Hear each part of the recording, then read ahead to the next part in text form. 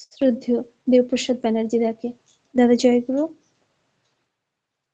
দাদা জয়গুরু মা জয়গুরু। পরম প্রেমময় পরমদয়াল শ্রী শ্রী ঠাকুরের এতক্ষণ যারা নামামৃত সুধা পান করলেন, তাদের মানব জীবন শ্রেষ্ঠ জীবনের একমাত্র উদ্দেশ্য ঈশ্বর প্রাপ্তি, তা যেন এই জীবনেই সফল হয়, এই কাতর প্রার্থনা দয়ালের রাঙারাতুল চরণে। শ্রী শ্রী ঠাকুরের নাম ধ্যান প্রসঙ্গে আমাদের অনেক প্রশ্ন ঠাকুরের কাছে, ঠাকুর তার সুষ্ঠু সমাধান দিয়েছেন আমাদেরই জন্যে। আমাদের বহু মানুষের চল আছে আমাদের দৈবী আকার আর পুরুষ আকার। প্রত্যেকটা মানুষের এই দৈব আর পুরুষ, এই দুটো কি ঠাকুর? ঠাকুর বললেন মানুষের দুটো দিক আছে। একটা দিক হলো সম্ভূত দিক, অর্থাৎ সে যা হয়ে আছে অলরেডি, একে বলা হয় দৈব আকার। আর একটা দিক হলো সম্ভাব্যতা, অর্থাৎ আমরা নিজের প্রচেষ্টায় কৃত কর্মের ফলে নতুন কর্ম সৃষ্টি করে যা আমরা পেতে পারি, একে বলা হয় পুরুষ আকার। এই দৈব আর পুরুষ আকারের সম্মিলিত সহযোগী সঙ্গতি যেমন হয়, সাফল্য তার তেমনি আসে। এইটি হলো বিধি। তাই প্রত্যেকটা মানুষের মধ্যে দৈব আকার নিয়েই সে জন্মায়, আর পুরুষ আকারের নিজের কৃত কর্মফল সৃষ্টি করে তাকে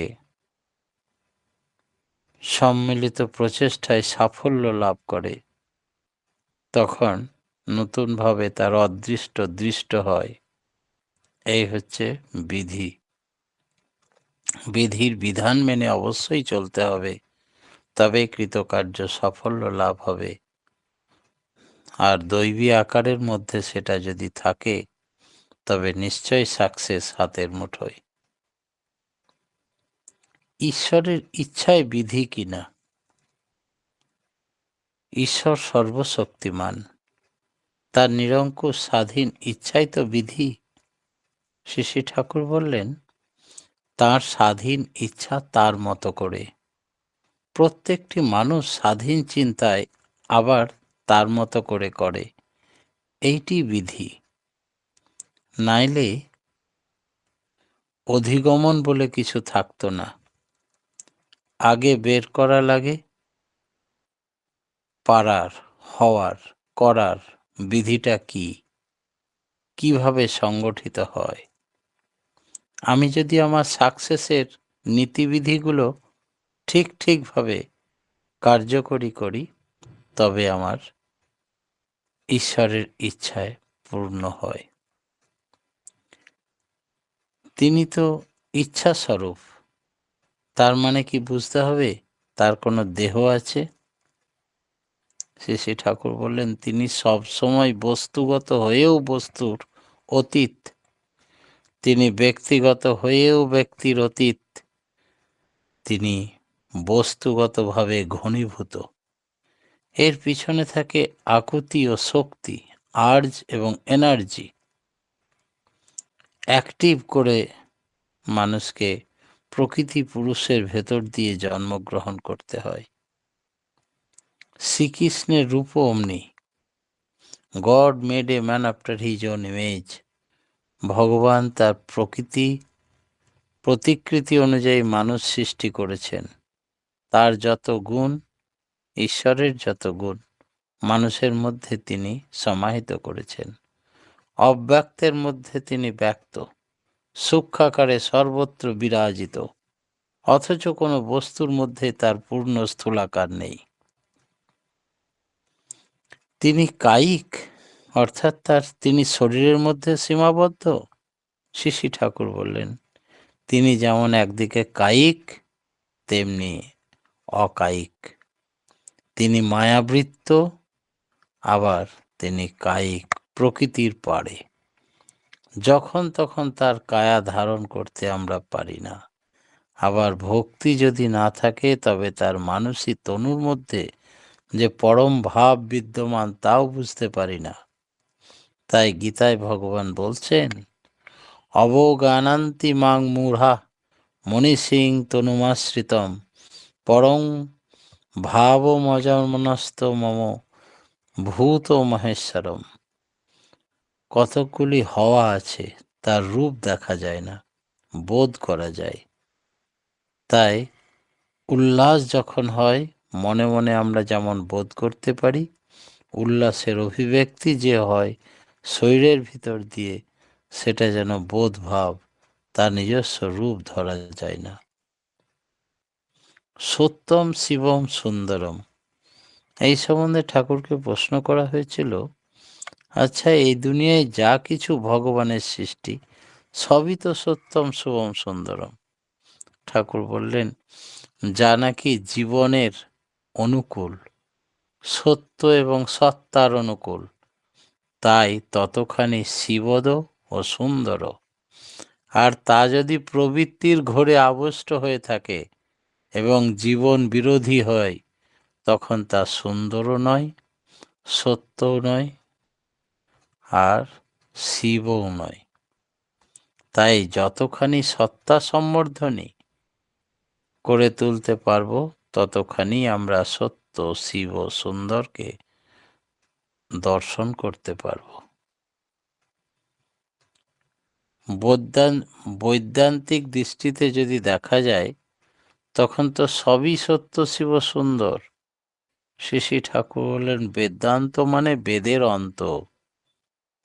বেদ, তাতে বেদ চাই, যা কিনা ব্রহ্ম তৎপর, সত্তা তৎপর, বৃদ্ধি তৎপর। এসব বাদ দিয়ে বৈদান্তিক দৃষ্টি নয়, মায়িক দৃষ্টি, সৎপোষণী, সত্তাপোষণী, অস্থিপোষণী তৎপর এবং অস্তিত্ব তৎপর, সত্তা তৎপর যা নয়, তা অসত্য, অশুভ, অসুন্দর। তাই সব থেকে আমাদের মনে রাখতে হবে, যা আমাদের সত্তা পোষণী তাই হচ্ছে সত্যম শিবম সুন্দরম। যা প্রবৃত্তি পোষণী তা দুঃখদায়ক, তা অসত্য, তা আমাদের জীবন বৃদ্ধির প্রতিকূল, তা কখনো সত্য শিবম সুন্দরম হতে পারে না। সুন্দর তাহলে কাকে বলে ঠাকুর? যা আদরণীয়, যা ফুল্ল করে তোলে, আনন্দিত করে তোলে সত্তাকে, তাই সুন্দর। জীবনের পক্ষে অপরকে মেরে খাওয়া হয়তো কাউকে আদরণীয় মনে হতে পারে, কিন্তু সেটা সুন্দর হতে পারে না। যার সত্তাবোধ ব্যাপৃত আছে, তার কাছে কিন্তু সেটি আদরণীয়। কাউকে কেউ মারতে লাগলে তার মনে হয় যে নিজের সত্তাকেই সে মারধর করছে, আর তাতে সে বোধ করে এইভাবে আমি যেন মারা যাচ্ছি। তাই সর্বভূতে সত্তা বোধ হয়ে গেলে একে অপরকে আঘাত করতেই পারে না, না কথার ছুরি, না অস্ত্রোপচার, কিছুই করতে পারবে না।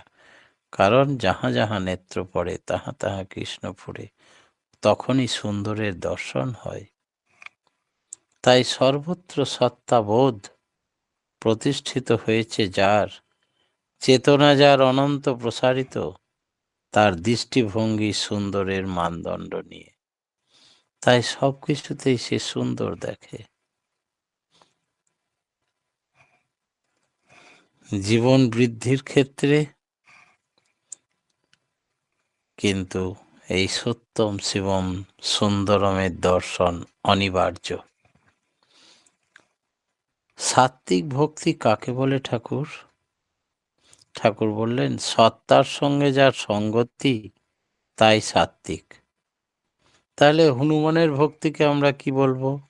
ঠাকুর বললেন উর্জি ভক্তি, অর্থাৎ কখনো তামসিক, কখনো রাজসিক, কখনো সাত্ত্বিক, যেখানে যেমন প্রয়োজন হয়েছে তখন সেই রূপে তিনি ভক্তি প্রদর্শন করেছেন তার প্রভুর জন্য, তাই এটাকে বলা হয় উর্জি ভক্তি। আসন মুদ্রার মানে কি? শ্রী শ্রী ঠাকুর বললেন, বিশেষ বিশেষ আসনে বিশেষ বিশেষ মানসিক রকমের সৃষ্টি হয়, তাই আসনটাকেও একটা মুদ্রা বলা হয়। লিখতে গেলে একটা মুদ্রা লাগে, প্রত্যেকের এক এক মুদ্রায় এক এক রকমের কাজ সম্পন্ন হয়। সাম্যক দৃষ্টি কি? বুদ্ধদেবের অষ্টাঙ্গিক মার্গে বলা আছে সাম্যক দৃষ্টি, সাম্যক করা। মানুষ কি করবে?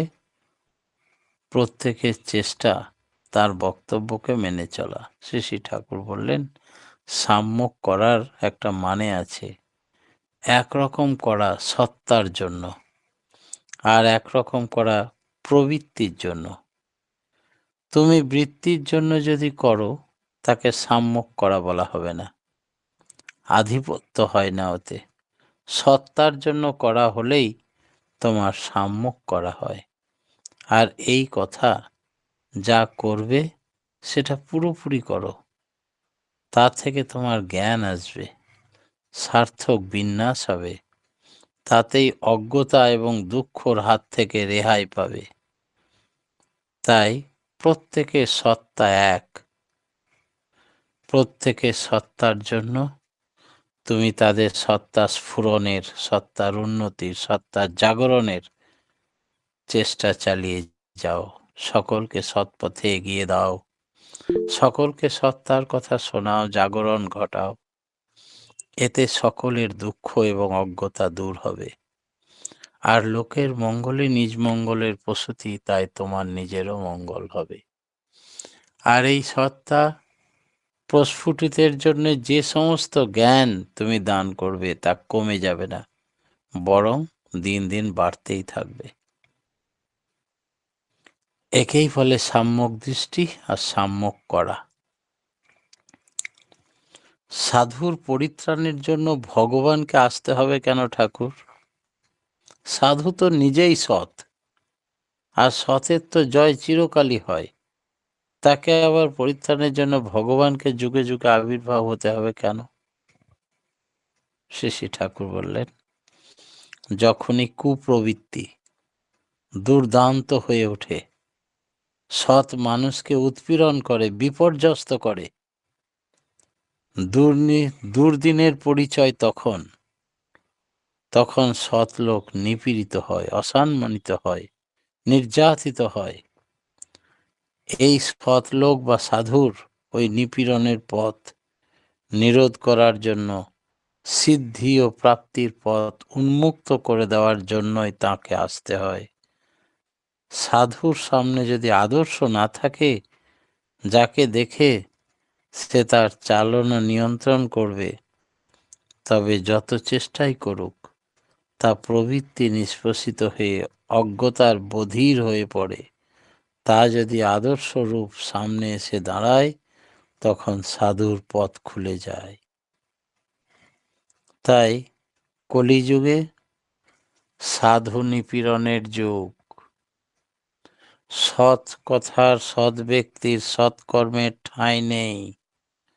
অসতে ভরে গেছে দেশ, তাদেরই জয় জয়কার হয়। তারা ঐক্যবদ্ধ হয়ে লুটপাট করে, সৎ মানুষকে নিপীড়িত করে, লাঞ্ছিত করে, অপমানিত করে। আর সতের মধ্যেই সতের মূর্ত প্রতীক, সত্তা স্বরূপ পরম ব্রহ্ম পরমেশ্বরের আবির্ভাব হয়। আর সত্তা পোষণ দেন তিনি, তখনই মানুষ ন্যায় আদর্শের আশ্রয় পেয়ে বেঁচে বেড়ে ওঠে। সেই জন্যে ঈশ্বরের দরকার।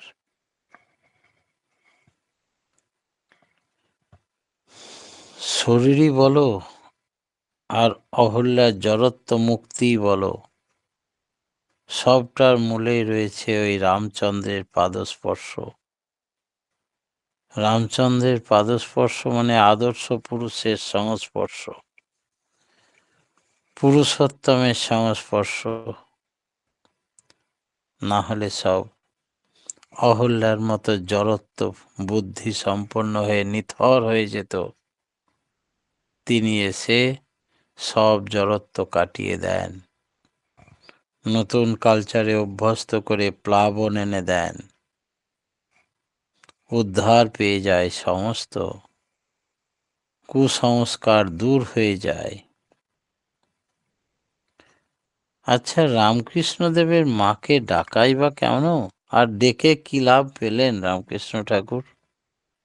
শ্রী ঠাকুর বললেন, রামকৃষ্ণ যে দীর্ঘদিন ধরে ব্যাকুলভাবে মাকে ডাকলেন, তারপর মাকে কি পেলেন, আর পাওয়াটাই বা কিরকম?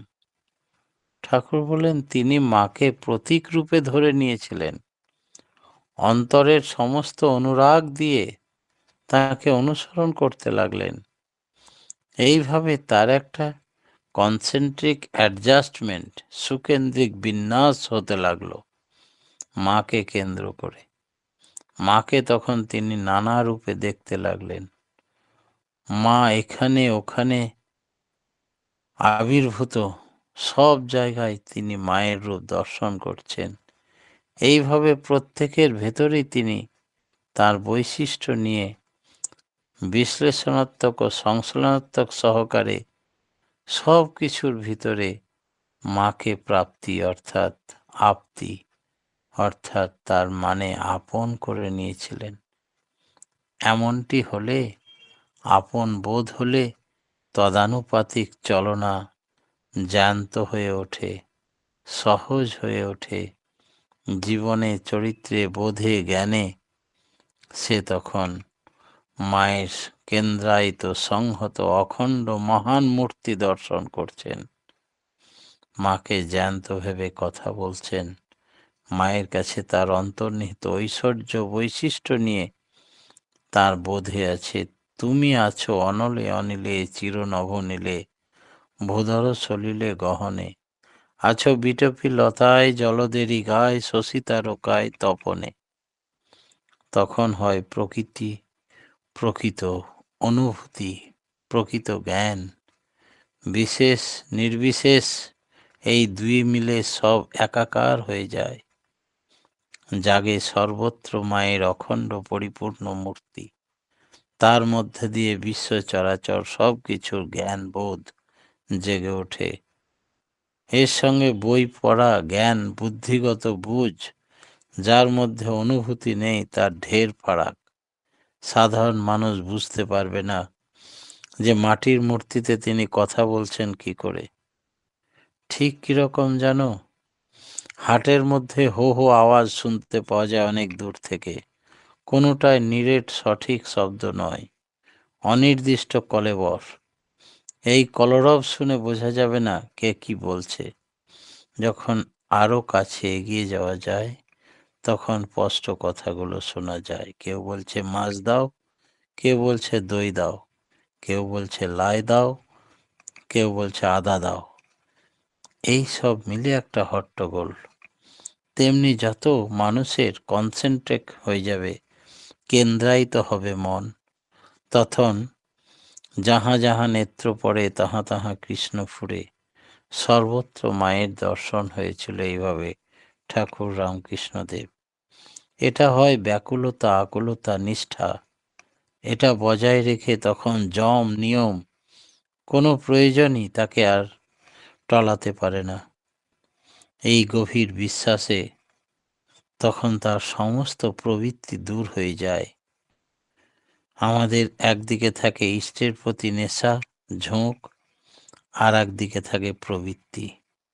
তাই ইষ্টের প্রতি সত্যিকারের অনুরাগ গজায় না। যম নিয়ম ইত্যাদি আপনি আসে, আমরা তখন স্বভাবতই চেষ্টা করি তার প্রতি বাস্তব ঝোঁক বা টান গজাতে, যাতে করে অন্তরের প্রবৃত্তিগুলোকে জয়লাভ করতে পারি। এবং ইষ্টের প্রতি যত টান গজাবে, তত যম নিয়ম সব তড়িঘড়ি করে পালিয়ে যাবে। এই প্রকৃত ইষ্টের প্রতি টানই আমাদের উদ্ধারকর্তা। তখন আমাদের আর অসংযত ভাবের উদয় হয় না। ইষ্টের কি স্বার্থ, এই বিচার বুদ্ধি সংযম এগুলো আমাদের প্রত্যাহার করতে হয় না কষ্ট করে। আমি ধর্মবিরুদ্ধ কামকে কাম বলে চিনতে শিখি।